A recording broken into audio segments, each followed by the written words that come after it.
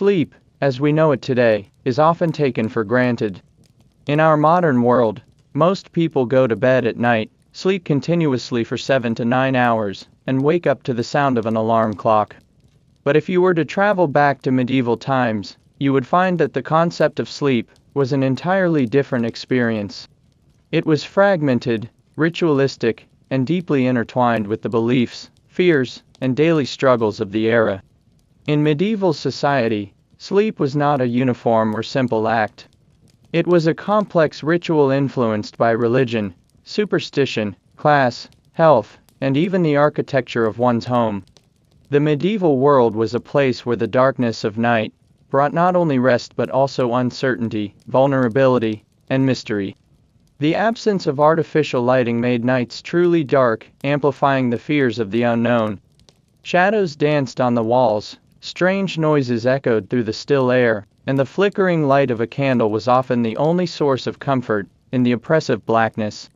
People were deeply aware of their mortality, and nightfall was a time when danger seemed to loom just beyond the threshold. One of the most intriguing aspects of medieval sleep was the practice of segmented sleep. Unlike the continuous sleep pattern most of us follow today, many people in the Middle Ages adhered to a biphasic or polyphasic sleep schedule. They would have a first sleep shortly after nightfall, wake for a period of time in the middle of the night, and then return to bed for a second sleep. This period of wakefulness between the two sleeps was often used for prayer, contemplation, or even social interaction. The religious fabric of medieval life heavily influenced sleep practices. Prayers before bed were common, as people sought protection from evil spirits and nightmares. The church schedule of prayers, known as the canonical hours, also interrupted sleep for monks and devout followers, ensuring that even the act of rest was intertwined with spiritual obligations. Superstitions about the night were widespread. People believed that malevolent forces roamed during the dark hours, and special charms or amulets were often placed near beds to ward off evil. The fear of nocturnal demons, such as incubi and succubi, was very real, and many believed these creatures could visit sleepers to cause harm or temptation. Social class also played a significant role in sleep quality and habits. The wealthy could afford private chambers, comfortable beds, and fine linens, while peasants often slept on straw pallets and shared spaces with family members and even livestock. Privacy was a luxury that few could enjoy, and warmth often required sharing body heat with others. The sounds of the night were far from silent. Town criers announced the hours, church bells rang for prayers, and guards called out during their watches. These interruptions were a normal part of life, further contributing to the fragmented nature of medieval sleep. In monastic communities, sleep schedules were even more rigid. The rule of Saint Benedict dictated a strict routine of prayer and labor, often requiring monks to rise several times throughout the night for prayers known as matins and lauds. For them, sleep was secondary to spiritual devotion. Herbal remedies and sleeping potions were commonly used to aid sleep. Plants like valerian, poppy, and chamomile were popular choices, though some concoctions could be dangerously potent. The line between medicine and poison was thin, and the knowledge of what was safe to consume was often passed down through generations or guarded by apothecaries. Even the physical act of sleeping was different. Many people slept in a semi-upright position, propped up by pillows or bolsters. This was partly due to medical beliefs about digestion and respiration, but also stemmed from fears that lying flat could invite death or demonic attack.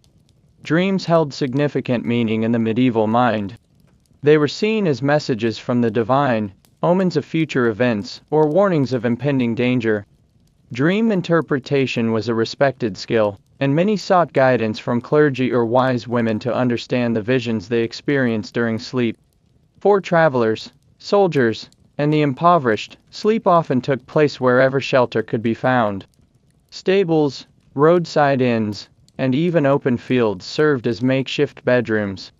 The comforts of home were not always available, and survival often depended on adaptability. As we explore the strange and fascinating world of medieval sleep, we will uncover how these habits reflect the broader realities of life in the Middle Ages. The fears, beliefs, and practicalities of the time all shaped how people rested, revealing a world both alien and oddly familiar. In the chapters to come, we will dive deeper into specific aspects of medieval sleep, from the segmented sleep cycle to the terrifying legends of night demons, from the humble straw pallets of peasants to the grand four-poster beds of nobility. Through these stories, we will piece together a vivid and often unsettling portrait of how medieval people sought rest in a world filled with uncertainty. When we think of sleep today, most of us imagine a long, continuous block of rest stretching from late evening until the early hours of morning. It feels natural, even necessary, to sleep through the night without interruption. But in the medieval world, this modern pattern would have seemed quite unusual. Instead, many people practiced what historians now call segmented sleep, a routine that broke the night into two distinct sleeping periods. The idea of segmented sleep has fascinated scholars for decades, especially after the work of historian Roger Eckert, who uncovered evidence of this pattern in medieval documents, diaries, and court records. In his research, he discovered countless references to a first sleep and second sleep, phrases that appeared so often they suggested a widespread and normalized habit.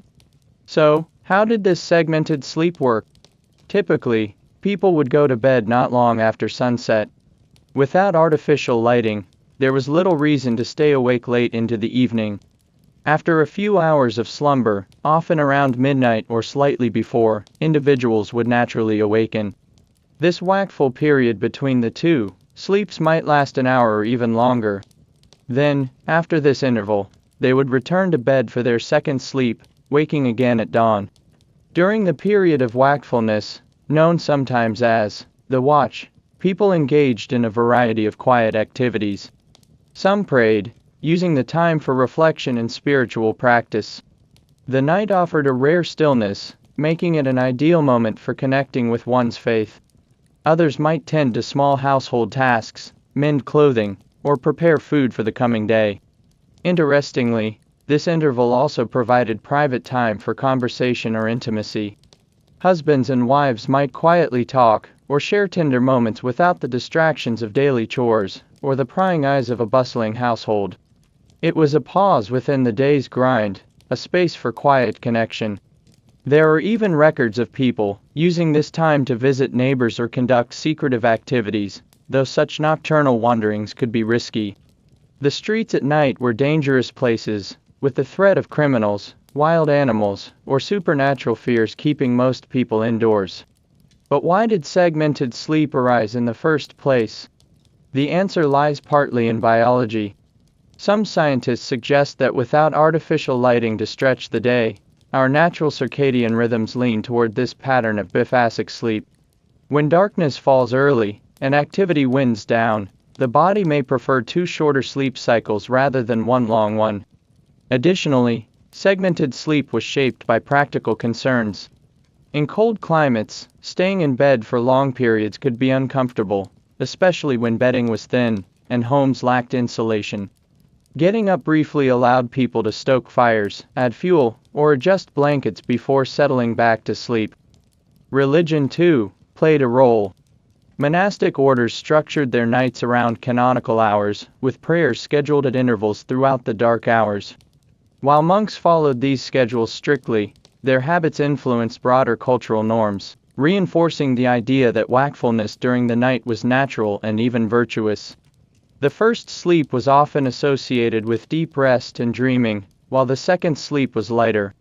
Medieval medical texts sometimes advised that certain ailments could be treated during the interval between sleeps, as the body was said to be more receptive to treatments at that time. Healers recommended taking herbs or applying poultices during this window to maximize their effects. Dreams experienced during the first sleep were thought to be particularly significant. Many people believed these dreams carried messages from God, ancestors, or spiritual beings. Dream interpretation was a respected skill, with scholars, clergy, and wise women offering guidance on what one's visions might mean. The cultural acceptance of segmented sleep can be seen in the language of the time.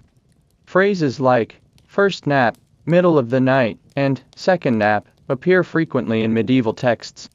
It wasn't unusual for people to discuss what they did between their sleeps, just as today we might talk about a late night snack or early morning routine. Interestingly, the gradual disappearance of segmented sleep correlates with the spread of artificial lighting. As cities developed gas and electric lighting in the 17th and 18th centuries, people began staying awake later into the evening. Bedtime shifted, and the long wakeful interval between sleeps shrank until most people simply slept through the night in a single stretch. Today, some individuals still experience middle-of-the-night wakefulness, often worrying that it signals insomnia or poor sleep. Yet, this pattern may be a lingering echo of our ancestors' natural rhythm, once perfectly normal in a world without clocks or electric lights.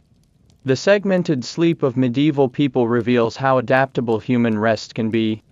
In a world governed by darkness and the rhythms of nature, this sleep pattern allowed for flexibility, reflection, and even small moments of nighttime life. It stands in contrast to our rigid schedules, shaped by alarms, deadlines, and a constant demand for productivity. Understanding segmented sleep also offers a glimpse into the daily reality of medieval life. Sleep was not simply a biological necessity, it was woven into the spiritual, social, and practical fabric of existence. The act of waking in the middle of the night was not feared or pathologized but embraced as a natural part of life. For medieval people, sleep was not just about physical rest. It was a deeply spiritual experience, intertwined with faith, fear, and a profound sense of vulnerability. As night descended, bringing with it complete darkness and eerie silence, many felt exposed to forces beyond their understanding. The night was the realm of both God and the devil, and preparing for sleep meant preparing for what might happen in the unseen hours. Before lying down, most medieval people followed certain bedtime rituals intended to protect both body and soul. These rituals varied by region, class, and personal belief, but all shared a common goal: warding off evil and ensuring safe passage through the night's uncertainties. The most universal ritual was prayer.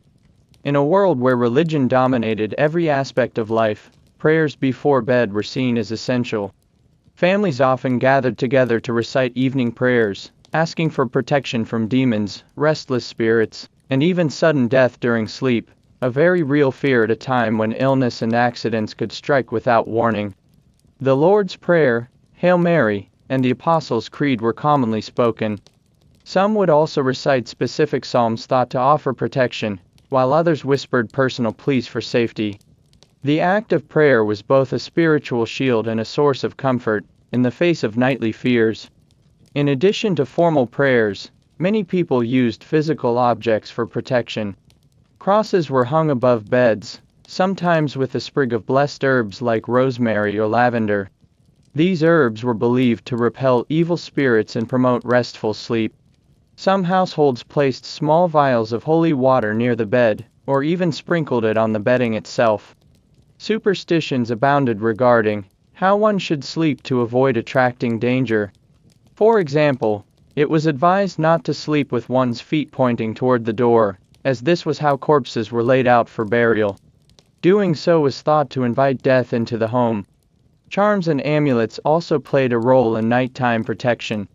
Some wore small pouches containing protective items, such as tiny crosses, written prayers, or bits of sacred relics, around their necks or tied to the bedpost. These items acted as physical barriers against demonic intrusion. The fear of nocturnal demons was not simply metaphorical. Medieval people believed in actual entities like incubi and succubi, male and female demons who would attack or seduce sleepers. Special prayers were often recited specifically to ward off these creatures. The belief in the night hag, a spirit that sat on the chest of sleepers and caused paralysis or suffocation, also prompted many to seek spiritual protection before lying down. For children, bedtime rituals were especially important. Parents would say extra prayers over infants and young children, believing them to be more vulnerable to supernatural harm. Cribs and beds might be blessed, and protective symbols like crosses or saintly icons were placed nearby. Lighting also played a role in medieval bedtime rituals. Though candles were expensive and not always available, Many families kept a small lamp or candle burning through part of the night to ward off evil. The flicker of light was thought to deter wandering spirits and provided a small measure of psychological comfort.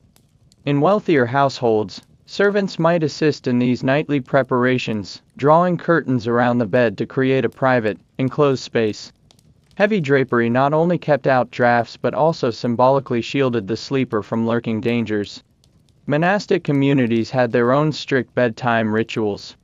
Monks would chant Compline, the final prayer service of the day, often followed by silent meditation before retiring. The act of ending the day with prayer was considered crucial, as the night was seen as a battleground between good and evil. Even the direction of the bed mattered to some. Sleeping with one's head facing east was preferred, as it symbolized facing the rising sun and, metaphorically, the resurrection. Westward positioning was generally avoided, as it was associated with death and darkness. Some people employed herbal remedies to ease themselves into sleep after prayers were said. Infusions of chamomile, valerian, or hops were used to calm the mind and body. More potent concoctions involving poppy or mandrake were sometimes administered, though these carried significant risks. Dream interpretation was often part of morning rituals following these nighttime preparations. Upon waking, individuals might discuss their dreams with family members, or seek out a priest or wise woman for guidance. Dreams were thought to offer glimpses into divine will, warnings, or even glimpses of one's own fate. Interestingly, many bedtime rituals were deeply local. What one village practiced might be entirely different from the next, depending on regional folklore and the influence of local clergy. While the church provided a general framework for nighttime piety, folk traditions filled in the gaps, adding layers of superstition and personal custom. These bedtime rituals were far more than simple habits, they were essential acts of survival, in a world fraught with danger, uncertainty, and limited understanding of the forces that govern life and death.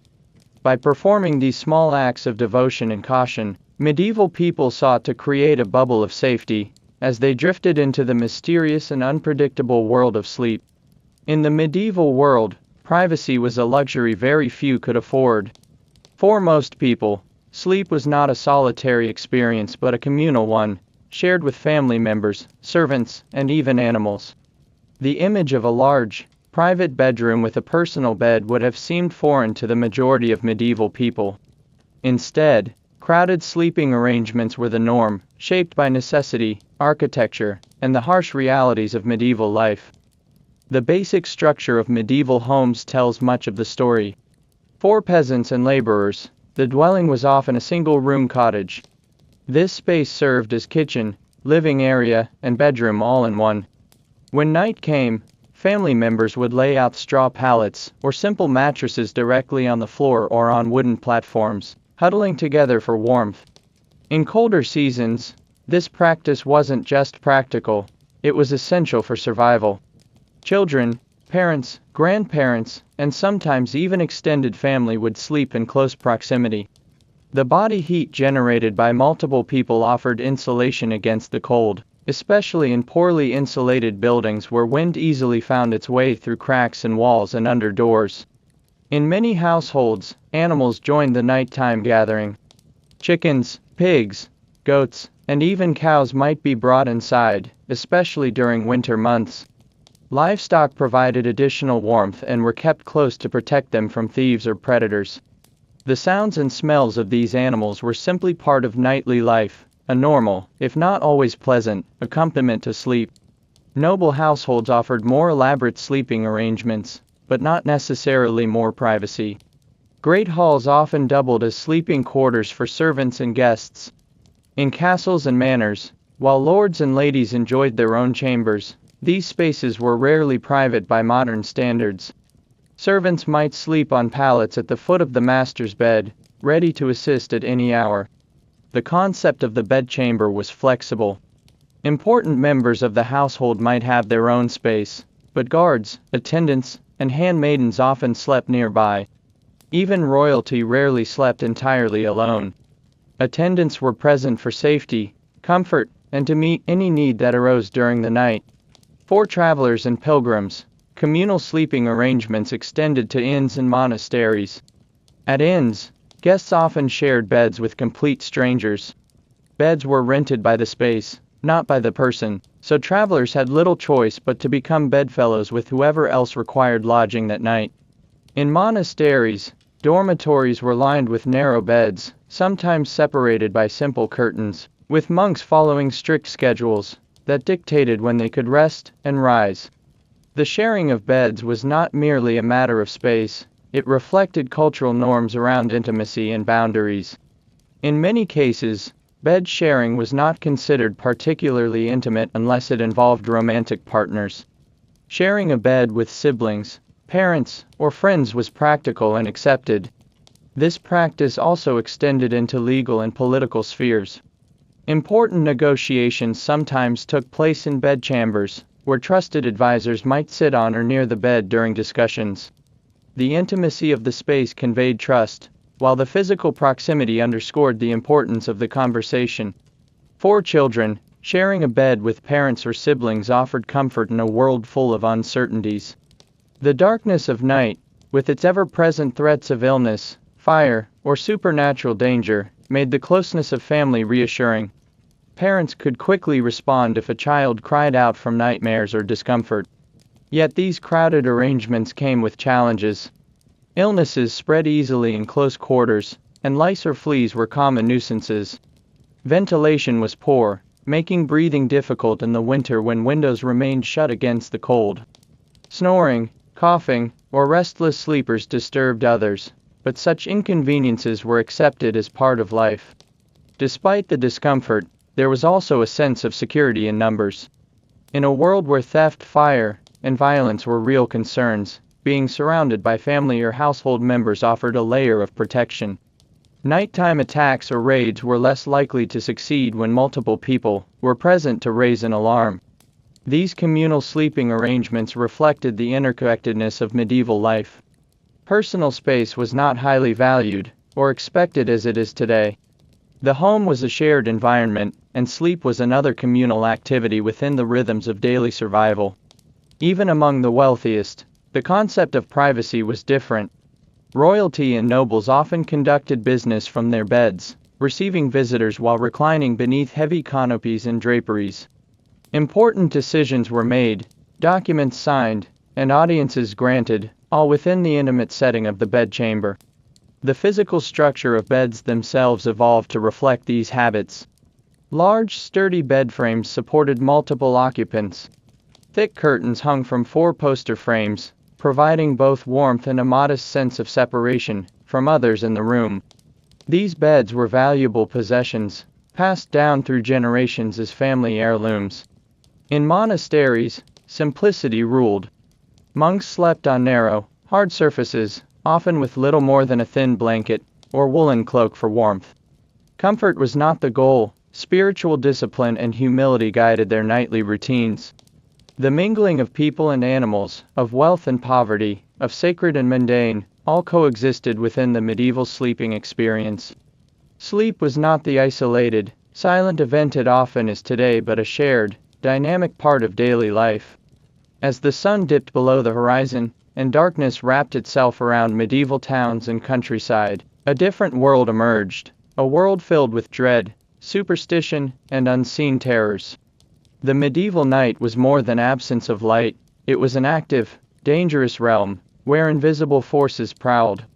People did not simply go to sleep, they braced themselves for the risks that slumber might bring. At the heart of these fears was the terrifying prospect of nightmares. Unlike today, where nightmares are often seen as unpleasant but harmless, medieval people believed that bad dreams could be real attacks upon the soul. Nightmares were sometimes called mare rides or hag rides, referring to malevolent beings who sat upon the chest of sleepers, suffocating them or invading their dreams. The most infamous of these nighttime tormentors was the night hag. This sinister spirit was said to enter homes under cover of darkness, perch on the chest of its victim, and steal their breath. Victims might awaken gasping for air, unable to move or speak, a phenomenon we now recognize as sleep paralysis, but which then was blamed on supernatural assault. Stories of incubi and succubi also circulated widely. These demonic entities were believed to seduce or violate sleepers, feeding off their energy or stealing their souls. The incubus, male in form, preyed upon women. The succubus, female, targeted men. Victims often reported feeling drained and weakened upon waking, a state that seemed to confirm the demon's attack. Priests and healers were frequently called upon to protect individuals plagued by these visitors. Holy water was sprinkled on beds, prayers of exorcism recited, and blessed charms placed beneath pillows. Those suffering frequent night terrors might even undergo formal church-sanctioned rites to expel the demons believed to be tormenting them. Beyond demons, witches were another source of nighttime anxiety. Witches were thought to possess the power to send nightmares, cast sleep curses, or spiritually visit their victims through astral projection. Accusations of witchcraft often included claims that the accused had attacked someone during their sleep. The fear of these supernatural visitations wasn't limited to adults. Children were seen as especially vulnerable to demonic influence. Parents hung protective amulets over cradles, anointed babies with holy oil, and recited special prayers to keep evil at bay during the night. These beliefs extended even into the architecture of homes. Doors and windows were sometimes marked with protective symbols, crosses, runes, or even scratches thought to confuse or repel malevolent spirits. In some regions, iron objects, such as nails or horseshoes, were placed above doors or under beds, as iron was believed to deter evil beings. Animals, too, played a protective role. Cats were often kept not only to control vermin, but also because of their supposed ability to sense or ward off evil spirits. A cat's sudden hiss or stare into empty space might be interpreted as a sign that something unseen was lurking nearby. Dreams themselves were often seen as omens or messages from beyond. A nightmare might be a warning of future misfortune or divine punishment. Medieval dream interpretation manuals offered elaborate guides for deciphering these nocturnal visions, blending theology, folklore, and superstition. The Church took an ambiguous stance on these matters. While it acknowledged the existence of demons and the reality of spiritual warfare, it also warned against excessive superstition. Priests encouraged their flocks to rely on prayer, confession, and faith rather than charms or folk remedies, though in practice, many people employed both. Compounding these fears was the simple fact that sudden death during sleep was common. With limited medical knowledge, people often went to bed uncertain whether they would wake. To die in one's sleep without last rites was a terrifying prospect, as it raised questions about the state of one's soul. As a result, many said extra prayers before bed, confessing sins just in case the night was their last. Weather and nature also contributed to nighttime dread. Storms, howling winds, and the cries of nocturnal animals added to the eerie atmosphere. A sudden flash of lightning or a wolf's distant howl might easily be interpreted as a sign of demonic activity. The boundaries between the natural and supernatural were blurry, and every strange sound carried ominous potential. The communal sleeping arrangements we discussed earlier provided not only warmth, but also comfort against these fears. Knowing that family or servants were nearby offered some reassurance, a human buffer against the terrors of the dark. Yet, even surrounded by loved ones, many still felt the vulnerability that came with closing their eyes in a dangerous, unpredictable world. Over time, some of these fears were codified into local laws and customs. Certain villages had curfews or watchmen patrolling the streets, not only to prevent crime, but to safeguard against supernatural threats as well. Bells might be rung at night to ward off evil, or mark safe hours for movement. The persistence of these beliefs shows how deeply embedded fear was in the medieval conception of sleep. The night was a battlefield between divine protection and demonic assault, where every sleeper was both vulnerable and actively defended by rituals, prayers, and the presence of community.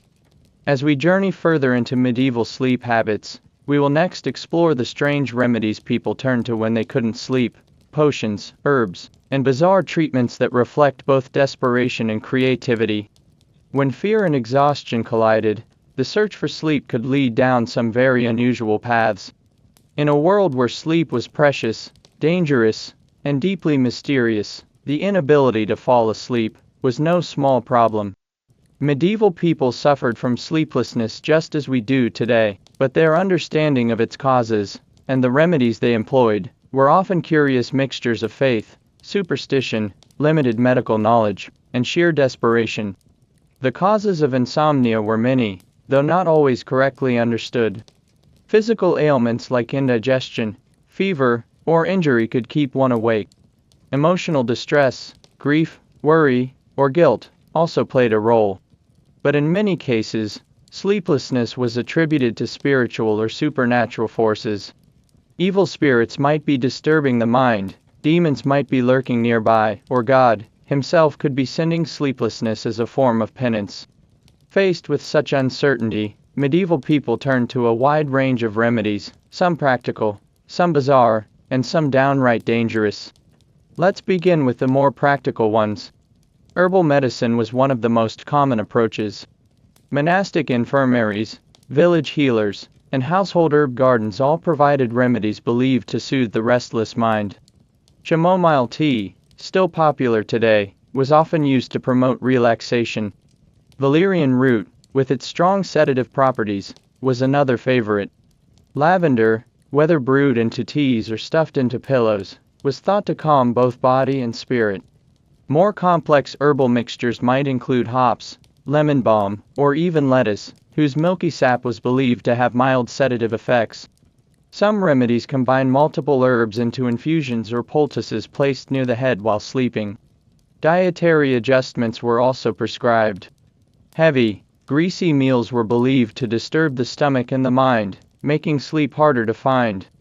A light supper of bread, cheese, or fruit might be recommended instead. Warm milk, often infused with honey or spices like nutmeg, was a popular nighttime beverage believed to aid in falling asleep. But when simple remedies failed, more exotic solutions were tried.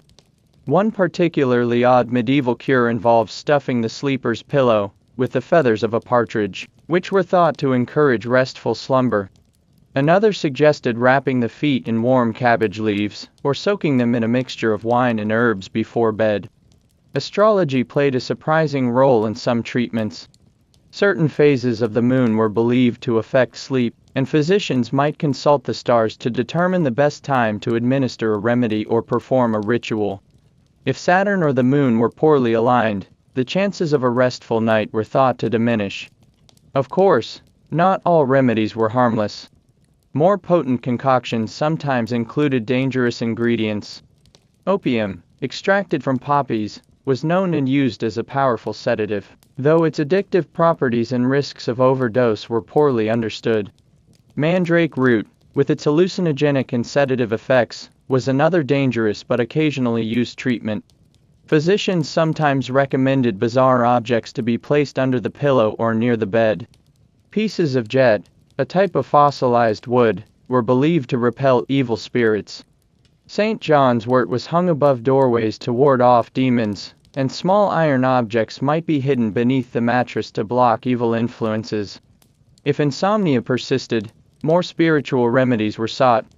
Confession was often encouraged, as unrepented sin was thought to weigh heavily on the soul, disturbing sleep. Pilgrimages to holy sites or shrines might be undertaken in hopes of divine healing. Some even sought relics of saints, hoping their presence would bring peace and restful slumber. Prayers and chants were commonly recited as part of the nightly routine. Special psalms were believed to drive away the spirits that disturbed sleep. For the deeply devout, sleep itself became an act of faith, a surrender to God's protection through the vulnerable hours of darkness. In some communities, local, wise women, or folk healers offered their own unique cures. They might recommend wearing a charm, drinking a special potion, or even sleeping with certain stones beneath the bed. Their methods often blended Christianity with older pagan traditions, creating an eclectic mix of healing practices. Communal support also played a role. Family members might take turns comforting the sleepless, sitting up through the night, offering warm drinks, and softly reciting prayers or stories to lull the sufferer to rest. This caregiving was an act of love and a reflection of the close-knit nature of medieval households. When insomnia was viewed as the result of a curse or witchcraft, more drastic actions could be taken. Accusations might be made against suspected witches, and rituals performed to break the supposed spell. Unfortunately, such beliefs sometimes led to tragic consequences for the accused. It's worth noting that medical understanding of sleep itself was rudimentary. Physicians believed in the humoral theory that the balance of bodily fluids, blood, phlegm, yellow bile, and black bile, affected one's ability to sleep. Treatments were often aimed at restoring this balance through diet, bleeding, or purging. Despite all these remedies, for many medieval people, insomnia remained a stubborn and unsettling affliction. To lie awake in a cold, dark room, listening to the creaks of an old wooden house, the howls of distant animals, or the occasional sounds of unknown things outside was a deeply unsettling experience. The desperate search for rest led to an incredible variety of solutions, some wise, some dangerous, and some deeply strange. Each one reflects not only the limited knowledge of the time, but also the incredible creativity and determination of people, trying to find peace in a world filled with both physical hardship and spiritual uncertainty. When we think of sleep today, we imagine one long stretch of uninterrupted rest through the night. But for medieval people, sleep was often a two-part affair, a pattern known as biphasic or segmented sleep. This unique rhythm divided the night into two distinct periods of slumber, separated by a curious wakeful interval in the middle of the night. This wasn't an oddity limited to a few isolated places. Historical records, medical texts, and even medieval literature across Europe refer to this segmented sleep as a fairly normal pattern for centuries. In fact, many people may have found it unusual not to wake up for a period during the night. The first period of sleep, often called first sleep or dead sleep, would begin shortly after nightfall. With the absence of artificial lighting, most people retired to bed soon after sunset. This initial sleep might last for 3 or 4 hours, allowing the body to recover from the day's labor. Then came the intriguing part, the watch or wakeful interval. People would naturally wake up in the middle of the night, sometimes for an hour or two. During this period, they might engage in a variety of quiet, low-energy activities. Some prayed or meditated, others read or told stories if they had access to light, while some simply reflected on the day's events. Couples sometimes used this period for intimacy, believing that conception was more likely during this calm, rested state between sleep cycles. Others might tend to small chores, such as mending clothes, stoking fires, or checking on livestock. In wealthier households, this watch time occasionally served as a moment for private conversation, or planning with trusted family members or servants. Once this wakeful period concluded, people would naturally drift back into their second sleep. This second phase often extended until dawn, providing another few hours of rest before the day's labor resumed. Why did people sleep this way? The most likely reason ties back to natural human circadian rhythms, which may allow for two distinct periods of sleep, if not disrupted by artificial lighting. Before the invention of gas lamps, electricity, or even widespread candle usage, nightfall meant real darkness. Without bright lights to suppress melatonin production, people likely fell asleep earlier and more deeply. Biphasic sleep wasn't merely a quirk of biology, it was integrated into the culture of the time.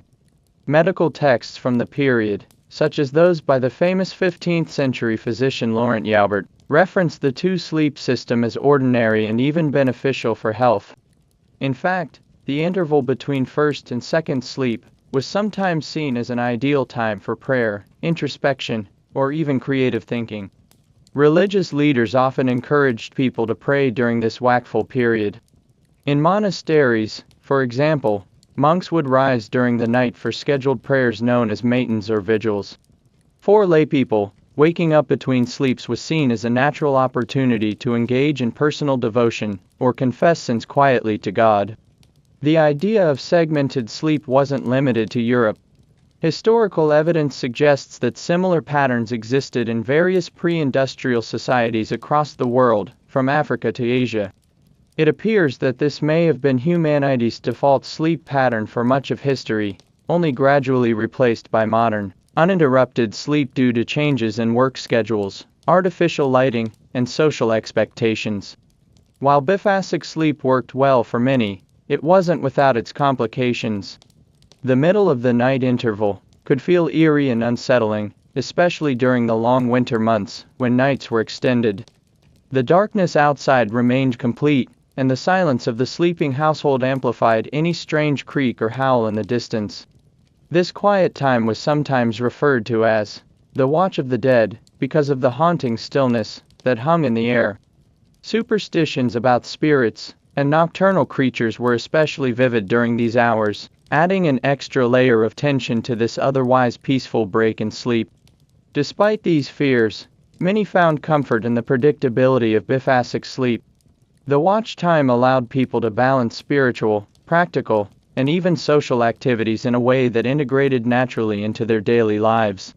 The transition between first and second sleep became a small but meaningful ritual, creating space for personal reflection amid the harsh realities of medieval existence.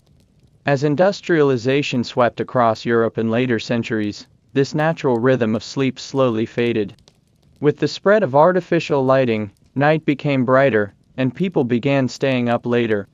Work schedules shifted, and society gradually moved toward the single, uninterrupted block of sleep that is common today. But in medieval times, this segmented pattern was deeply embedded in daily life, a quiet testimony to how closely people's lives were tied to the natural world and its rhythms. They adapted to the darkness not by fighting it, but by embracing it with patterns that fit both their needs and their beliefs. In the medieval world, sleep was far from an equal experience. Where, how, and even when you slept depended heavily on your place in the rigid social hierarchy. For the wealthy and powerful, sleep could be a luxurious, almost ceremonial affair. For peasants and the poor, sleep was often a daily struggle for comfort, safety, and even basic warmth. Let's begin at the very top: the kings, nobles, and wealthy merchants whose sleeping arrangements reflected their wealth and influence. In their grand stone castles or lavish townhouses, these individuals often enjoyed large, ornately carved wooden beds, raised high off the floor. The bed itself was a symbol of status: massive, canopied structures draped with rich fabrics like silk, brocade, and velvet. The thick curtains that surrounded these beds served both decorative and practical purposes. They kept out drafts, preserved warmth in the cold stone rooms, and provided privacy, especially in chambers that often doubled as reception rooms by day. Pillows stuffed with down feathers, mattresses filled with wool or even horsehair, and layers of fine linens completed these comfortable sleeping sanctuaries. Servants often prepared these beds each evening, adjusting the sheets, fluffing the pillows, and sometimes warming the linens with heated stones or pans of embers slipped under the covers before their masters retired for the night. The wealthiest might even employ personal attendants to help them undress and get into bed. But despite the grandeur, even these privileged sleepers faced the challenges of medieval life. The castles and manors were drafty, poorly insulated, and infested with vermin. Lice, fleas, and bedbugs plagued even the finest linens. Aromatic herbs and sweet-smelling sachets were often placed around the bed to mask unpleasant odors and deter insects. Security was also a concern. Even kings feared assassination or theft during the vulnerable hours of sleep. Guards were often stationed nearby, and some rulers even slept in hidden or specially fortified chambers deep within their castles. For the middle class, merchants, artisans, and successful tradespeople, sleeping conditions were more modest but still relatively comfortable. Beds were simpler but often still raised off the ground, with wooden frames and straw or wool-filled mattresses. Privacy was more limited, as entire families might share a single large bed or sleep in the same room. In bustling towns, space was at a premium, and homes were often small and crowded. Extended families lived under one roof, with grandparents, parents, children, and sometimes apprentices or servants all sleeping in close quarters. Noise, smells, and the movements of others were unavoidable companions to sleep. Now let's turn to the world of the peasants and the poor, where sleeping arrangements were starkly different. Most rural peasants lived in simple one-room cottages made of wattle and daub, with thatched roofs and earthen floors. Their beds were often nothing more than straw-filled sacks, or piles of rushes laid directly on the ground. Blankets were scarce and typically made of coarse wool. In winter, sleeping fully clothed was common to preserve warmth. The entire family, including children and sometimes even livestock, might share the same sleeping space to benefit from shared body heat. Privacy was non-existent. Parents, children, and sometimes extended relatives all slept together in the same room, and often the same bed. This communal sleeping arrangement was not only a necessity of space but also a defense against the cold and an opportunity for bonding. Lighting for the poor was minimal. Candles and oil lamps were expensive, so most peasants relied on the natural light of the moon, or the dim glow of the hearth fire. Going to bed early and rising with the sun was both practical and economical. The risks they faced while sleeping were different, but no less real than those faced by the rich. Fires were a constant hazard, as thatched roofs could ignite easily. Rats and other pests were a nightly nuisance. And of course, the specter of illness loomed large, with diseases spreading quickly in cramped, unsanitary conditions. Despite these hardships, there was also a remarkable resilience in peasant communities. Sleep, however meager or uncomfortable, was precious and necessary to sustain the grueling physical labor demanded by their daily lives. Even in their modest homes, families created routines and rituals to make the best of their sleeping arrangements. There were, of course, other groups whose sleeping situations were unique: monks, nuns, soldiers, and travelers, each with their own particular customs and constraints.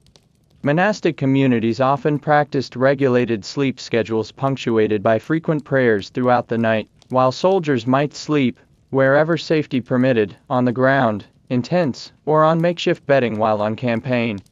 Travelers faced especially uncertain sleeping conditions.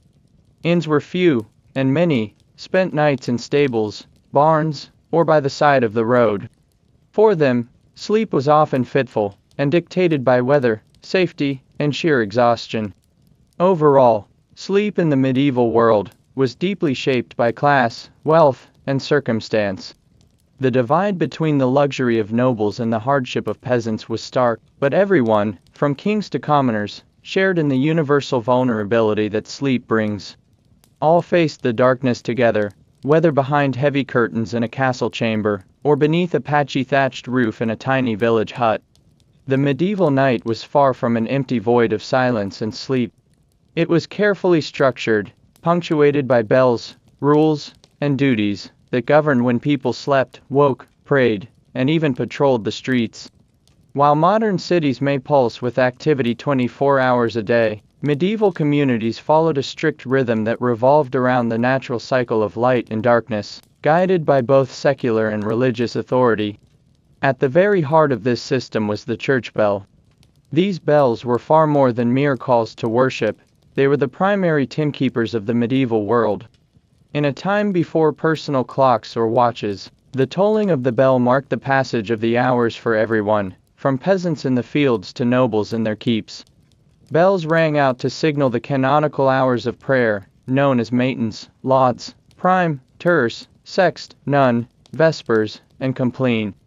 For the lay population, evening bells often marked the transition to nighttime routines. One particularly important bell was the curfew bell, which derived from the Old French couvre-feu, meaning cover fire. The curfew bell rang each evening, usually around sunset, signaling that it was time for townsfolk to extinguish their hearth fires, or cover them safely to prevent nighttime blazes. Open flames were a serious hazard, especially in towns crowded with wooden buildings and tightly packed thatched roofs. But the curfew bell also served a broader social purpose. It marked the end of public activity for the day. Markets closed, taverns emptied, and people returned to their homes. In many towns, it was illegal to be out on the streets after curfew without good reason. Violators risked being questioned, fined, or even arrested by night watchmen. The night watch was a vital institution in medieval towns and cities. Composed of appointed or conscripted citizens, these watchmen patrolled the streets through the dark hours. Armed with lanterns, staves, and sometimes dogs, they guarded against thieves, fires, and disorderly conduct. Watchmen would call out the hours as they made their rounds, often with rhymed phrases or short chants to announce both the time and their presence. This practice served as reassurance for those sleeping within, knowing that someone was keeping vigil over the town. Yet it also acted as a deterrent to wrongdoers, who might take advantage of the darkness. In larger cities, the responsibilities of the night watch could be more elaborate. Watchmen were often tasked with enforcing curfews, checking locked gates, inspecting for unauthorized fires, and responding to cries of distress. They were the medieval predecessors to modern police and firefighters, carrying out their duties under the cover of night. In monasteries, where spiritual discipline governed every aspect of life, bells controlled not only waking and sleeping but every moment in between. Monks awoke several times each night to recite prayers according to the liturgy of the hours. These nocturnal prayers, especially matins and lauds, often interrupted sleep during the darkest parts of the night, reinforcing the monks' devotion through both sacrifice and routine. For the general populace, however, the bell and curfew system created a strict pattern that structured daily life. People became accustomed to shaping their sleep, meals, and work around the steady rhythm of the bells. Farmers knew when to stop their labor, merchants when to shutter their shops, and families when to gather inside for the night.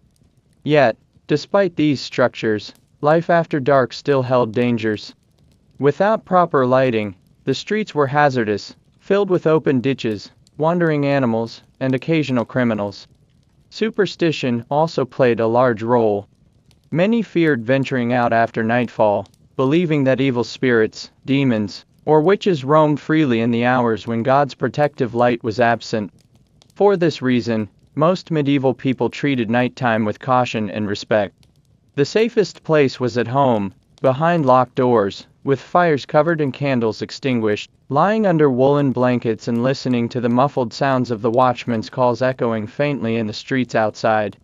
Despite the restrictions and curfews, nighttime wasn't entirely devoid of social activity.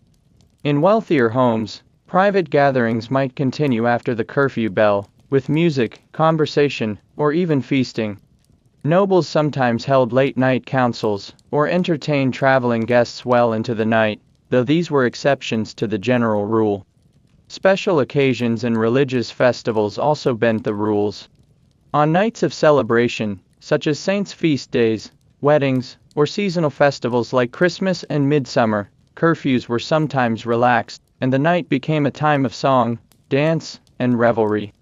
In times of war or unrest, however, curfews grew even stricter.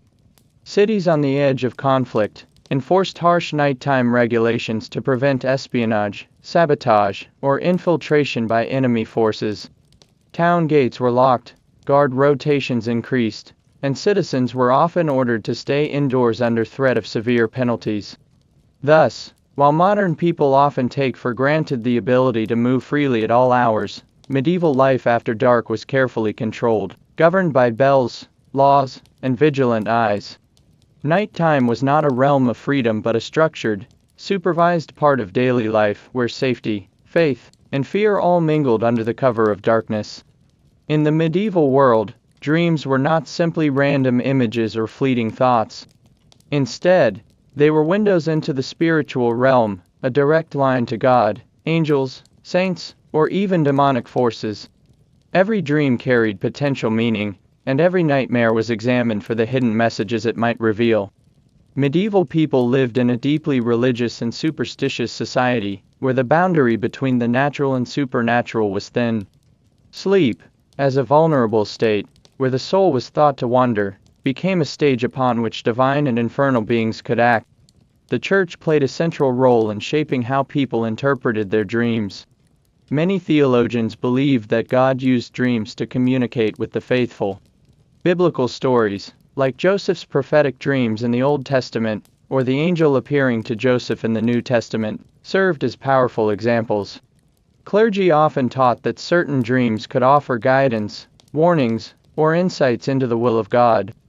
At the same time, medieval scholars also warned that dreams could be dangerous.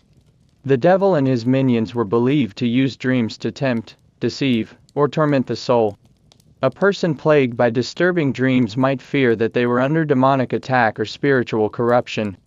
Because of this dual nature, dreams were often carefully analyzed. Dream interpretation manuals circulated throughout medieval Europe. Some of these texts borrowed heavily from ancient Greek and Roman sources, like Artemidorus I Neurocritica, while others were shaped by Christian doctrine and local folklore. Common people might consult priests, monks, or even local wise women to help decipher their visions. The content of the dream, its symbols, people, animals, or actions, was examined alongside the dreamer's personal circumstances, sins, and recent events. For example, dreaming of water might be interpreted as a sign of upcoming change or spiritual cleansing, while dreaming of snakes could suggest temptation or danger. Flying might symbolize freedom of the soul or a rising toward God, whereas falling might represent sin, failure, or demonic interference. Nightmares were taken very seriously. In many cases, a nightmare was seen as a literal assault by evil forces. The medieval phenomenon of night hag, or sleep paralysis, was often described as a demon sitting on the sleeper's chest, suffocating them and filling their mind with terrifying images. These experiences were so vivid that people genuinely feared sleeping alone or unprotected.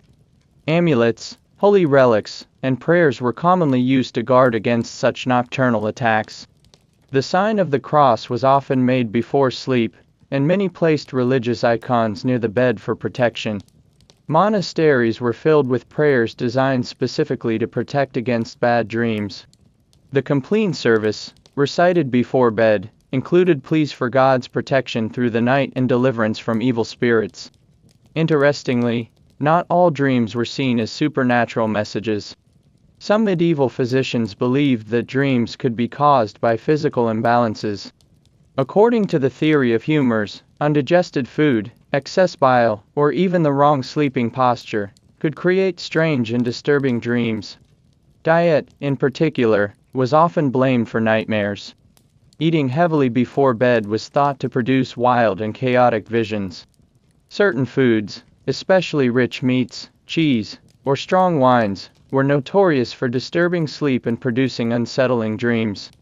Thus, medieval people walked a fine line between spiritual and physical explanations for their dreams. A single nightmare might prompt both a confession of sins and a change in diet. Dreams also held importance in the legal and political realms. Monarchs and nobles sometimes consulted their dreams before making important decisions. A ruler who dreamt of victory might interpret it as divine approval for war, while a nightmare could be taken as a warning to tread carefully. Prophetic dreams occasionally played roles in major historical events. Saints and mystics often claimed to receive visions while asleep, delivering divine messages to rulers or communities. Joan of Arc, for instance, spoke of hearing voices and seeing visions in both waking and sleeping states, which she interpreted as divine guidance. For the common folk, dreams provided both hope and fear, a nightly gamble between inspiration and terror. A peaceful dream could offer comfort in a hard life, while a terrifying nightmare could spark days of anxiety, penance, or spiritual counsel. Even simple recurring dreams could become deeply significant. A peasant dreaming repeatedly of lost sheep might believe it was a warning to tend better to their flock, or to their spiritual duties. The line between literal and symbolic interpretation was often blurred, shaped by culture, religion, and personal experience. As science and psychology slowly evolved in later centuries, these mystical views of dreams gradually faded. But in the medieval world, dreams remained powerful, mysterious, and profoundly influential, a nightly theater where the soul encountered forces far beyond the reach of ordinary life. As night descended over medieval towns and countryside, people across all levels of society engaged in a variety of bedtime rituals, designed to protect them from the unknown. Sleep was not merely a passive escape, but an act filled with both vulnerability and danger. where unseen forces, both natural and supernatural, could intrude. To combat these threats, medieval men and women relied on a rich mixture of religious devotion, folk customs, herbal remedies, and protective objects. For most medieval Christians, the transition to sleep began with prayer. The compline service, one of the canonical hours, was commonly recited before bed. This final prayer of the day was filled with pleas for God's protection throughout the night, deliverance from evil, peaceful rest, and safety from harm. Even those who did not attend formal services would often kneel by their bedside, or cross themselves before lying down, asking saints or angels to watch over them. Particularly popular was the invocation of guardian angels. The belief in personal angels assigned to protect individuals extended to the nighttime hours, when souls were thought to be especially susceptible to demonic attack or temptation. These nightly prayers were a comfort, serving as both spiritual armor and a deeply ingrained part of medieval daily life. Beyond prayers, people often employed physical objects to ward off evil. Religious icons, small crosses, images of saints, or relics, were commonly placed near the bed. Many homes featured a crucifix hanging on the wall directly across from the bed, ensuring that Christ's image was the last thing seen before sleep. Some even tucked small relics beneath their pillows, believing that these holy items offered powerful protection from nightmares, demons, or witches. Superstition played a strong role as well, particularly among the lower classes, who blended Christian practices with older folk beliefs. Herbs and charms were frequently used to ensure a peaceful night. Bundles of lavender, rosemary, or chamomile might be placed near the head to promote calmness and repel evil spirits. In some areas, bundles of garlic were hung near doors and windows, believed to deter demons or witches seeking to enter the home under cover of darkness. The fear of witches was widespread, especially in rural regions. Tales of witches stealing breath, causing sleep paralysis, or sending nightmares were common. To prevent such attacks, people might sprinkle salt around their beds, inscribe protective symbols on door frames, or place iron objects, like knives or scissors, under their pillows. Iron was thought to repel malicious spirits due to its strength and purity. Even mundane household objects could serve protective purposes. Brooms placed across doorways, horseshoes hung above entryways, and simple knots tied into bed linens were believed to trap or confuse evil spirits, preventing them from disturbing the sleeper. These practices reflect a worldview where every object carried potential magical or spiritual significance. Nightmares were not seen as random but as attacks requiring countermeasures. Special incantations, charms, or amulets were used to prevent disturbing dreams. In some communities, individuals might drink calming herbal teas or consume specific foods believed to discourage bad dreams. Sweet milk, honey, or warm ale were often prescribed as gentle sleep aids. In noble households, bedtime rituals took on additional layers of formality and comfort.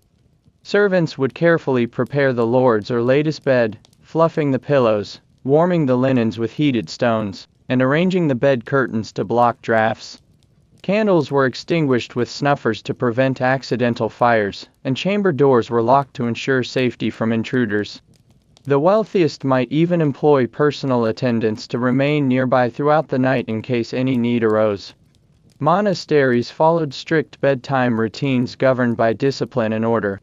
Before retiring, monks would engage in evening prayers, confession, and reflection on their day's actions.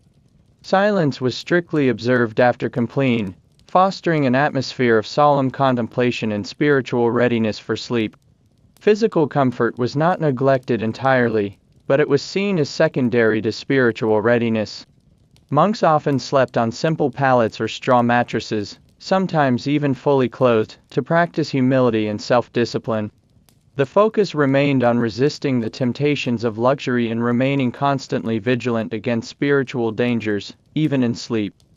The sense of vulnerability that accompanied sleep also extended to fears of natural disasters. With homes often made of flammable materials, fire was a constant threat. The curfew laws that required fires to be covered or extinguished before bed were a practical attempt to prevent nighttime infernos. People frequently checked and double-checked their hearths before sleeping, knowing that a stray spark could spell disaster. Weather posed another danger. Storms could batter poorly built homes, causing roofs to leak or collapse. Superstitions connected lightning and thunder to divine wrath or demonic activity, adding a spiritual layer of fear to every stormy night.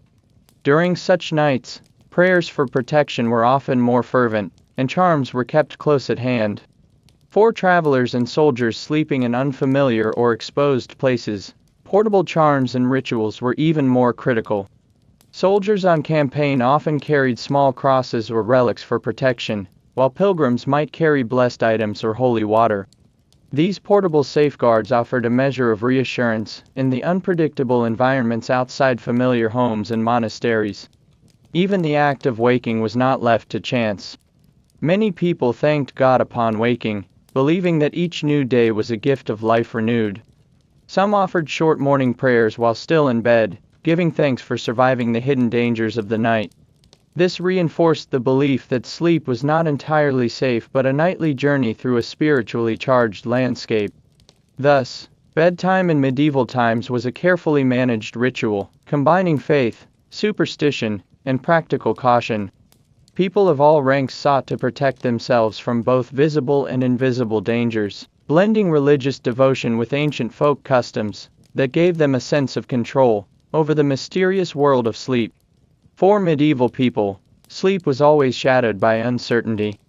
Yet during times of war, plague, and famine, the very act of closing one's eyes became a far more dangerous gamble. In these moments of crisis, the comforts of nightly routine gave way to dread, disruption, and overwhelming anxiety that often made true rest nearly impossible. The fragility of life was never more apparent than during these periods when entire communities faced threats that attacked both body and mind, robbing them of peace even in sleep. War cast a long, fearful shadow over medieval sleep.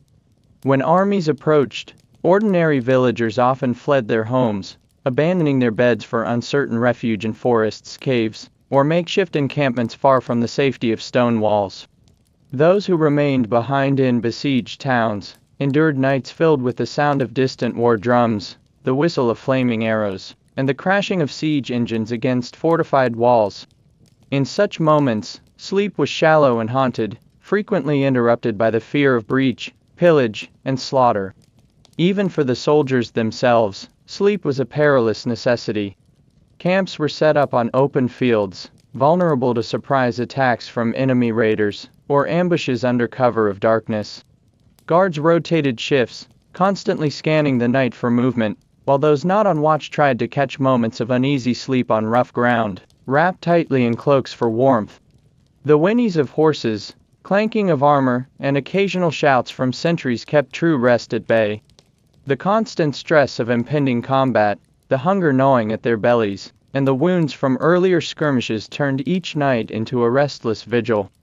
In cities under siege, entire populations huddled together inside cramped quarters. Overcrowded conditions brought sickness and stifling air, while the distant sounds of battle were a constant reminder of the enemy's approach. Families lay awake whispering prayers, trying to soothe terrified children, and waiting for the next horn blast signaling danger. Many would drift into brief, light sleep, only to awaken at the slightest sound, muscles tensed for flight or defense. Plague brought a different but equally devastating kind of sleeplessness. The Black Death, which swept through Europe in the 14th century, transformed entire towns into places of death and despair. The fear of infection was constant, people avoided each other during the day, but at night, the still air seemed even more oppressive, as though death itself hovered in the darkness. The cries of the sick echoed through narrow streets, while the tolling of church bells marked each new passing soul. Even those uninfected lay awake, paralyzed by dread and the scent of decay that permeated the night air. In many homes, family members kept vigil beside loved ones too sick to rise from their beds. Caretakers dozed fitfully in chairs or on cold floors, ears trained for the next ragged breath or final gasp. The helplessness was suffocating, as medieval medicine offered little comfort or remedy. Some turned to desperate measures, burning herbs to purify the air, hanging protective amulets over beds, or reciting prayers deep into the night, pleading for divine mercy. The psychological toll of plague invaded the sleeping mind as well. Survivors recorded nightmares filled with grim imagery, visions of black-robed figures, rivers of blood, and ominous birds carrying away souls. Dreams blurred with waking reality, making each night a torment of restless, fevered visions.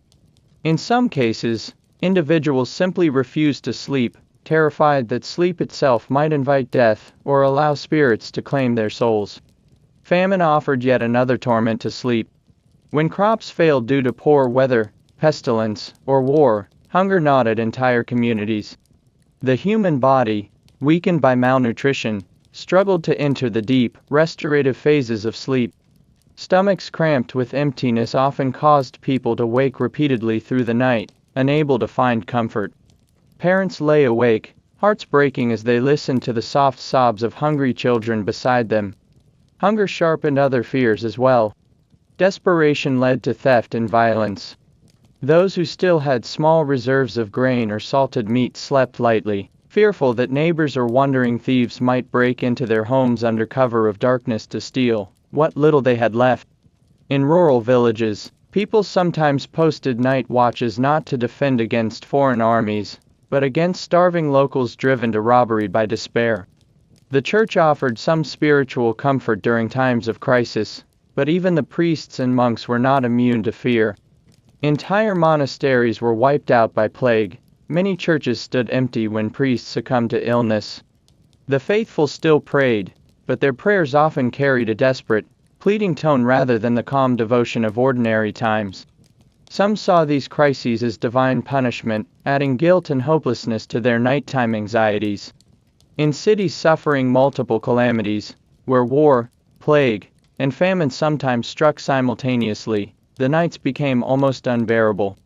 Families might huddle together, entire neighborhoods falling into tense, sleepless silence broken only by weeping, prayers, or the moaning of the sick. Each sunrise was met not with relief but with dread of what new horrors the day might bring. Even when sleep came, it offered little true rest. People awoke exhausted, their minds haunted by fearful dreams, their bodies weakened from hunger or illness. The line between nightmare and waking reality blurred so completely that many lived in a constant state of dread, unable to fully escape their fears even in sleep. These experiences left deep scars on the collective medieval memory. Chroniclers described not only the horrors of death and destruction but the crushing despair that settled over entire regions, robbing people of both hope and rest. In these times, sleep ceased to be a refuge. Instead, it became a battleground of the mind and spirit, fought each night against hunger, terror, grief, and overwhelming uncertainty. In the medieval world, sleep was not just something people did, it was something they prepared for carefully, down to the very position of their bodies, and the direction of their beds. The way one arranged oneself for sleep carried with it deep spiritual, superstitious, and sometimes even medical implications. Every choice, from posture to placement, was shaped by layers of belief that blended Christian doctrine, ancient tradition, and local folklore into nightly ritual. One of the most significant beliefs concerned the direction of the bed, and the orientation of the sleeper. Many medieval people believed that one should sleep with the head to the east and the feet to the west. This was not merely a matter of habit but of spiritual symbolism. The east represented the direction of the rising sun, symbolizing Christ's resurrection, divine light, and renewal. Facing east was seen as aligning oneself with God and preparing the soul for eventual resurrection on the day of judgment. Monasteries often arranged their sleeping quarters with this orientation, and some wealthy individuals had their beds built accordingly within their homes. Conversely, sleeping with one's head to the west was sometimes associated with death and misfortune. Graves were often dug with bodies facing east, reinforcing the notion that proper orientation in sleep mirrored one's final rest. Superstitious individuals feared that sleeping in the wrong direction might invite bad dreams, misfortune, or even untimely death. Beyond orientation, body position also carried meaning. Sleeping on the back, while comfortable for some, was often discouraged due to associations with vulnerability to demonic attack. It was thought that lying on one's back made it easier for malevolent spirits or night hags to sit upon the chest, causing nightmares or even death. Sleep paralysis, a condition not understood at the time, fed these fears, as victims often awoke unable to move, feeling heavy pressure on their chests, and seeing frightening apparitions. Sleeping on the right side, however, was viewed as favorable. This position was considered both medically sound and spiritually safe. Medieval physicians often recommended it for better digestion and breathing, while religious texts sometimes connected it to biblical imagery of the righteous sitting at the right hand of God. It was seen as a posture of humility and purity, safe from the dangers of the night. The physical arrangement of sleeping quarters also reflected layers of belief and social structure. In peasant homes, the entire family often slept together in a single room, sometimes even sharing one large bed for warmth and safety. This close arrangement wasn't only practical, it was also thought to ward off evil by creating a protective circle of bodies, where the warmth of the family bond offered both comfort and security against supernatural threats. In wealthier households, private sleeping chambers allowed for more elaborate arrangements. Large canopied beds with heavy curtains served multiple purposes. They trapped warmth, provided privacy, and most importantly, created a barrier against evil spirits and drafts alike.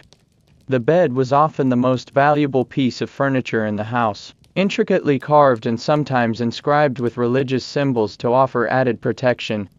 Superstitions about who one shared a bed with also abounded.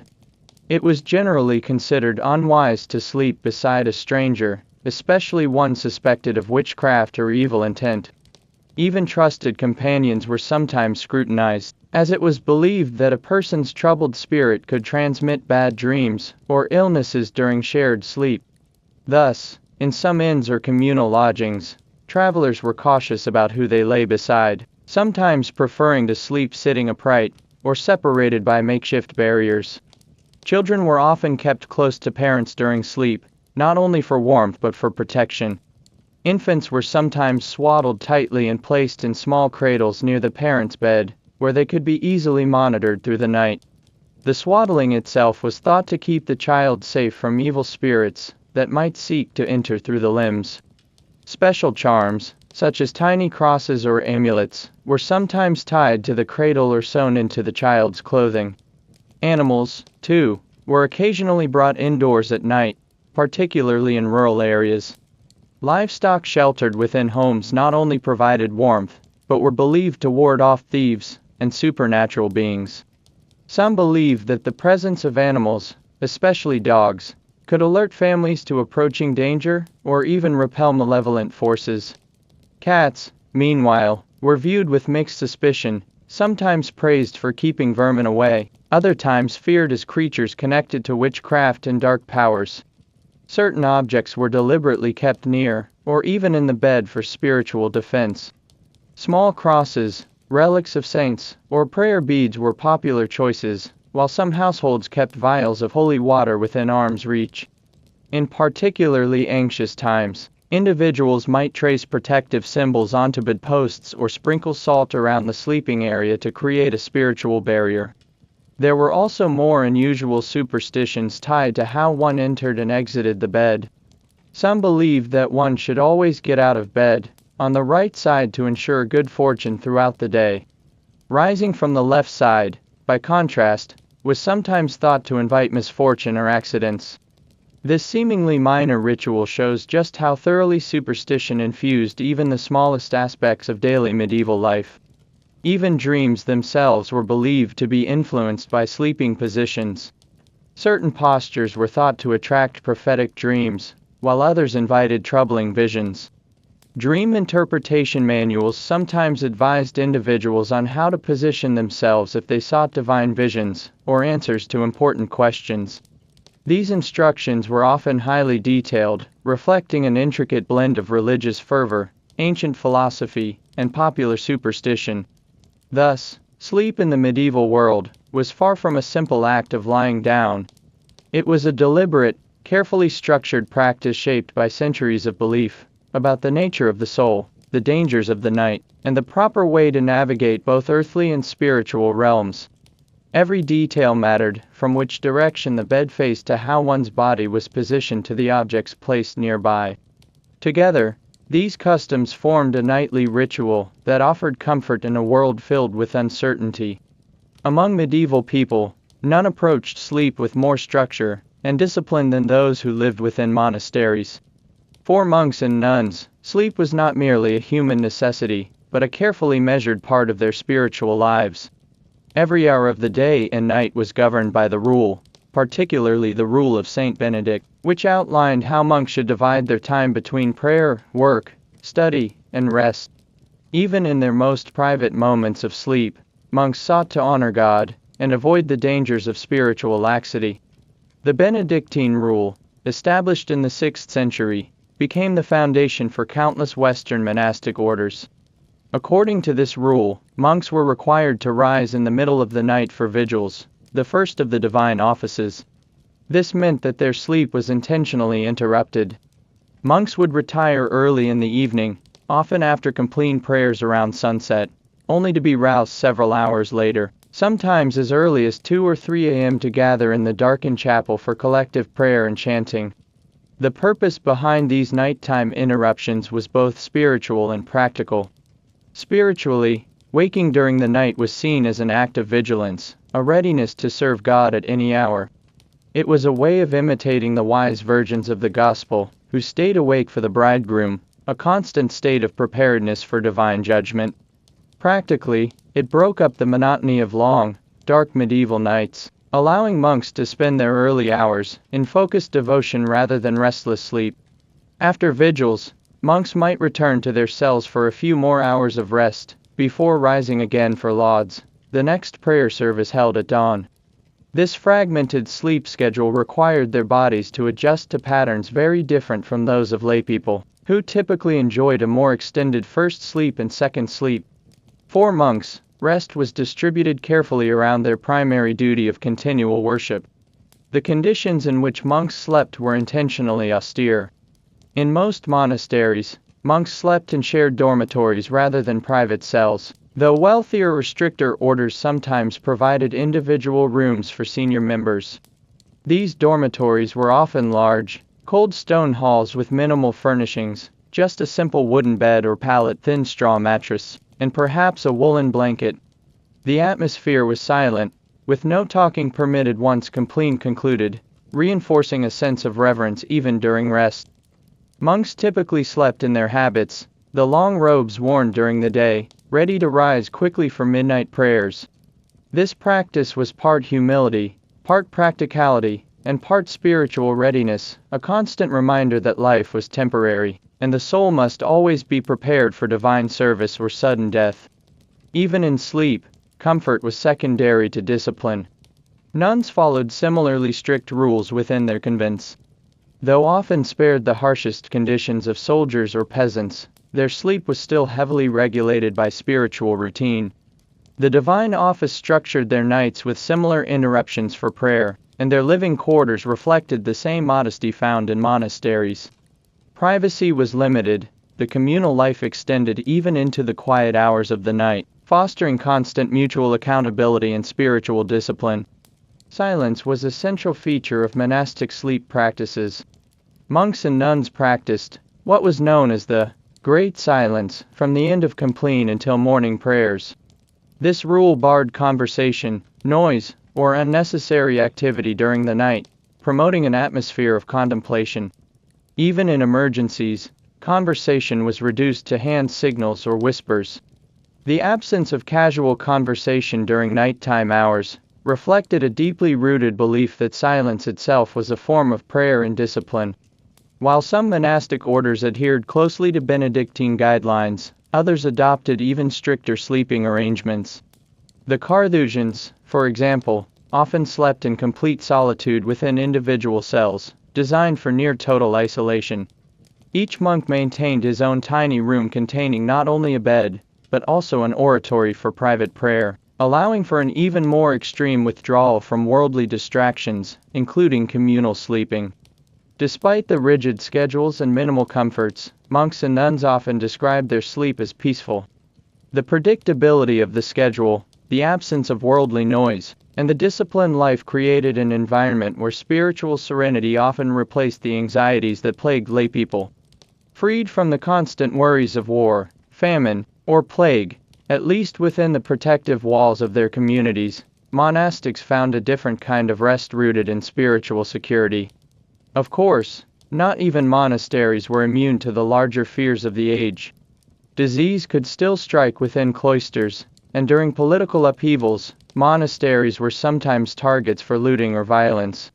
Yet, even in these situations, monks were taught to meet fear with prayer, trusting in divine providence rather than fleeing their vocations. Medical theories of the time also influenced monastic sleep. Physicians advised against oversleeping, warning that too much rest weakened the body and dulled the mind. Moderation was praised, and most monastic schedules allowed for roughly 6 hours of sleep, divided between the night's early hours and a brief period after vigils. This balance between deprivation and excess was seen as the healthiest and holiest approach. The strictness of monastic sleep routines served a dual purpose: to discipline the flesh and to maintain a continual state of spiritual readiness. Every moment, including those spent asleep, was governed by the belief that life was temporary, and preparation for eternity was paramount. Sleep was never wasted time, it was simply another part of their service to God. Thus, while the peasant, the noble, and the merchant all approached sleep with their own fears and customs, the monk or nun lived sleep as a disciplined ritual, one more thread in the tightly woven fabric of a life fully dedicated to the divine. For many medieval people, the struggle to stay warm during the long, cold nights was a constant challenge. Unlike today's insulated homes, central heating, or electric blankets, medieval households faced drafty stone walls, unsealed wooden doors, and icy floors that made sleeping a battle against the cold. Every night, people turned to a variety of creative, often laborious, methods to retain precious warmth while they slept. The first and most essential defense against the cold was, of course, the bed itself. In wealthier homes, beds were grand affairs, large, elevated, and enclosed by heavy curtains. These curtains were not merely decorative but highly functional. They trapped body heat within the sleeping space, creating a miniature cocoon of warmth in an otherwise chilly chamber. The thick fabric also blocked drafts that slipped through gaps in windows, shutters, or stone walls. Beneath these curtains, layers of bedding were stacked with care. First came straw-filled mattresses, followed by woolen blankets for throws, and sometimes even heavy quilts stitched from scraps of cloth. Wool was particularly prized for its insulating properties. It could hold warmth even when slightly damp, and was relatively accessible, compared to more luxurious furs. For the very wealthy, imported furs such as ermine, sable, or fox added both status and comfort. In humbler homes, peasants rarely had such luxuries. Instead, they made do with straw pallets, laid directly on the ground or on wooden planks. The straw was often mixed with herbs like lavender, mint, or wormwood to deter pests, and create a more pleasant scent. Over this makeshift mattress, peasants piled whatever cloth or animal skins they could afford, often sharing the bed with family members, or even livestock for added warmth. The practice of communal sleeping was not only about space but survival. Body heat was one of the most reliable sources of warmth during freezing nights. Entire families, from grandparents to infants, would huddle together under shared coverings. In some homes, chickens or young animals were also brought indoors, their small bodies adding a surprising amount of heat to the room. While this arrangement may seem uncomfortable to modern sensibilities, it was a practical necessity in a world where winter nights could be brutally cold. Beyond bedding, medieval people employed various heating devices, though each came with its own risks. The brazier was one of the most common tools. This portable metal container held hot coals that radiated heat into the room. However, braziers posed a significant fire hazard, especially in wooden homes with flammable bedding materials. The smoke and fumes from the burning coals could also accumulate dangerously in poorly ventilated rooms, sometimes leading to suffocation or carbon monoxide poisoning, though the science behind these dangers was not understood at the time. Fireplaces were another method of heating sleeping chambers, though not all homes had them. In castles, manors, and monasteries, large stone hearths provided warmth, though much of the heat was lost through the chimney or poorly designed flues. In smaller cottages, the main hearth often doubled as both a cooking and heating source, and families slept near the lingering embers to capture any remaining warmth as the fire died down overnight. Some people used warming pans, a shallow metal pan filled with hot coals or stones, which was placed between the sheets before bedtime to heat the bedding. These pans were carefully removed before sleeping to avoid burns or accidental fires. While effective, they required constant attention to avoid dangerous flare-ups. Clothing, too, played a role in staying warm during sleep. Many people, especially those without reliable heating, slept fully dressed or wrapped themselves in multiple layers of garments. Nightcaps were commonly worn to prevent heat loss through the head, and thick woolen socks or foot traps protected extremities. Gloves and scarves were sometimes added during the coldest months. Architectural adaptations also reflected the need for warmth. Thatch or turf roofs provided some insulation, while tightly packed wattle and daub walls helped block wind and moisture. Floors were sometimes covered with rushes, straw, or mats to insulate against the chill of bare earth or stone. Window coverings, wooden shutters, animal skins, or thick fabric were closed tightly at night to seal out drafts.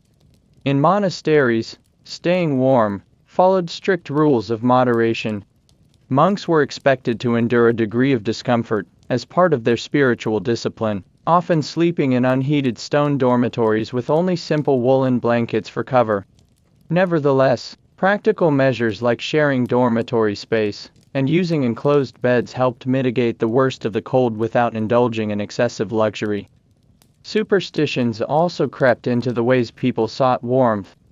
Some believed that certain herbs or charms placed under the bed could generate warmth or ward off the chilling touch of spirits. Others feared that too much heat might invite illness, following ancient medical theories that linked overheated bodies to fevers and imbalanced humors. As a result, people carefully balanced their desire for warmth with fears of unintended consequences. Despite these many efforts, medieval winters remained harsh and unforgiving. Illnesses like chilblains, frostbite, and respiratory infections were common, especially among the poor. The very old, the very young, and the sick were especially vulnerable to the cold's effects. For them, surviving the night was sometimes an act of sheer will. In this world without modern insulation or central heating, every night was a negotiation with nature. Medieval people combined resourcefulness, superstition, and hard-earned experience to keep themselves warm enough to sleep through winter's long nights. The simple act of going to bed was a far more complex, and often uncomfortable, ritual than we experience today. As the centuries passed, many of the strange, deeply ritualized sleep habits of medieval people slowly faded. Yet, remnants of their traditions continued to echo faintly in the way we think about and experience sleep today. The legacy of medieval sleeping customs is far more intertwined with modern life than one might expect. One of the most significant shifts away from medieval sleep patterns came with the eventual disappearance of segmented sleep. For much of medieval Europe, as we have seen, people commonly experienced a first sleep and second sleep, divided by a quiet hour or two of wakefulness. This pattern matched both the natural rhythms of the body and the limited lighting of pre-industrial societies. However, with the rise of artificial lighting, first candles and oil lamps becoming more affordable, then gas lights, and finally electric lights, this natural division began to blur. By the 19th and 20th centuries, the expectation of a single, continuous 8-hour block of sleep became the norm in many industrialized nations. The segmentation of sleep was increasingly viewed as abnormal or problematic, a complete reversal from medieval beliefs. Today, when people experience wakefulness in the middle of the night, they often worry about insomnia, unaware that their ancestors would have considered it perfectly natural to rise, pray, read, or even socialize for a brief period before returning to bed. The medieval fear of night demons and supernatural attacks during sleep has also largely faded in most modern cultures. Sleep paralysis, once explained as a visit from witches, incubi, or malevolent spirits, is now understood as a neurological phenomenon, a harmless, if terrifying, sleep disorder. While the haunting folklore remains in some traditions and superstitions, medical science has demystified much of what was once feared about nighttime vulnerability. However, some medieval habits have subtly survived in ways we rarely recognize. The nightcap, for instance, while largely abandoned in modern fashion, still lives on metaphorically when people refer to a nightcap drink before bed, though the original purpose of keeping the head warm has been forgotten. Even the design of modern beds, with their thick mattresses, piles of blankets, and occasionally decorative canopies, echo the layered, insulated sleeping arrangements of medieval nobles seeking warmth in unheated stone chambers. Communal sleeping has also shifted dramatically. While medieval peasants often slept shoulder to shoulder with family members and livestock, modern Western culture emphasizes private bedrooms and personal space. Yet, in many parts of the world, family co-sleeping remains common, preserving echoes of these earlier practices out of both cultural preference and practical necessity. The association of sleep with moral and spiritual discipline, so central to monastic life, has transformed into modern ideas about sleep hygiene. Today's experts encourage consistent routines, quiet environments, and disciplined habits to promote restful sleep, principles not so different from the careful scheduling of medieval monks, though stripped of their religious framing. Our obsession with sleep quality, aided by technology that tracks our movements, heart rates, and sleep cycles, might even resemble medieval anxieties in its own way. Where monks feared divine judgment for laziness or excess, we fear lost productivity, poor health, or lowered cognitive function. In both cases, sleep becomes something more than mere rest, it becomes a subject of intense scrutiny. One fascinating modern rediscovery is the research on biphasic sleep itself. In recent years, sleep scientists have suggested that the natural human tendency may indeed favor segmented sleep patterns, especially in environments free of artificial light. Experiments replicating pre-industrial light conditions often result in volunteers spontaneously adopting a first and second sleep, much like their medieval counterparts. This suggests that, despite centuries of change, our bodies still carry echoes of ancient rhythms. Superstitions around sleep have also found new forms. While few modern people fear witches perched on their chests, many invest in lucky charms, white noise machines, or crystal arrangements said to promote better rest. In this way, the human desire to control the mysterious world of sleep, once the domain of priests, saints, and herbalists, has taken on new, often commercialized forms. Our architecture, too, shows lingering traces of medieval concerns. Insulation, weather stripping, central heating, and climate-controlled bedrooms have replaced straw pallets and braziers, but the core problem remains: how to keep warm and comfortable while sleeping. Though the methods have evolved, the need remains as ancient as civilization itself. The symbolic importance of sleep persists in modern language and culture as well. We still speak of eternal rest for the dead, reflecting medieval associations between nightly sleep and the ultimate sleep of death. Sleep continues to be viewed as both a refuge and a vulnerability, a time when we leave the conscious world and surrender to something beyond our full control. In the end, while our mattresses may be softer and our rooms warmer, sleep remains one of the great constants of human existence. The medieval person, anxiously clutching their prayer beads against nighttime demons, is not so different from the modern person adjusting their sleep app, desperate for a few more minutes of precious rest. We are all, in our own way, wrestling with the mystery of sleep, its dangers, its comforts, and its deep place in the human experience. And so, as you drift off to sleep tonight, perhaps under your layers of soft blankets, behind locked doors, and within the safety of modern walls, remember the medieval souls who once faced their own restless nights with prayers, charms, and whispered hopes for morning light.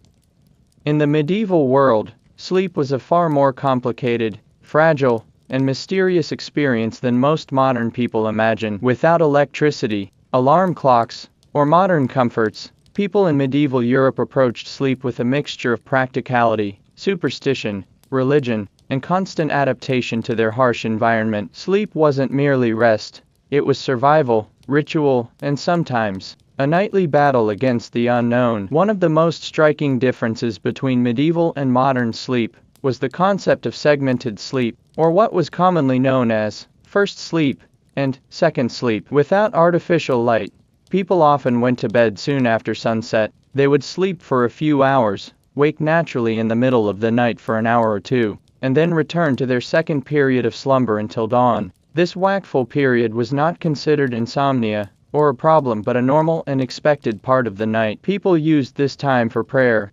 reflection, light work, or even socializing. This natural rhythm followed the body's response to long nights and dark winters. Unlike today's continuous 8-hour block that we now consider normal, sleep environments varied greatly depending on one's social class. Nobles and the wealthy enjoyed large canopied beds, with thick layers of fur and wool to protect them from drafts. They often slept elevated off the cold stone floors, sometimes within ornately decorated bed frames that served as both status symbols and practical shelters from the cold. Peasants, however, had no such luxury. Many slept on straw pallets directly on the floor, sometimes sharing sleeping spaces with entire families, and even livestock to generate warmth. The simple presence of animals in the home provided a kind of crude central heating that was vital during the frigid months. The dangers of the night loomed heavily in medieval minds. Superstitions surrounding sleep were rampant. Many feared that demons, witches,